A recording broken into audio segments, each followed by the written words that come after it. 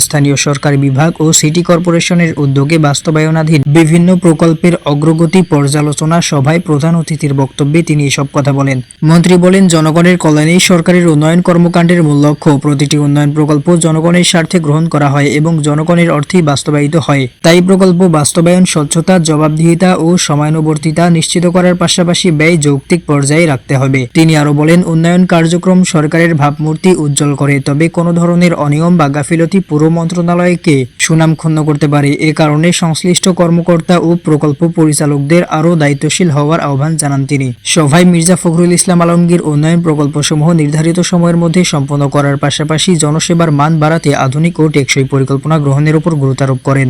স্থানীয় সরকারি বিভাগের সচিব মোহাম্মদ শহীদুল হাসানের সভাপতিত্বে অনুষ্ঠিত সভায় মন্ত্রণালয়ের ঊর্ধ্বতন কর্মকর্তা, বিভিন্ন সিটি কর্পোরেশনের প্রতিনিধি এবং উন্নয়ন প্রকল্পের প্রকল্প পরিচালকরা উপস্থিত ছিলেন। সভায় চলমান প্রকল্পগুলোর বাস্তবায়ন, অগ্রগতি, ব্যয় ব্যবস্থাপনা এবং ভবিষ্যৎ কর্ম পরিকল্পনা নিয়ে বিস্তারিত আলোচনা করা হয়।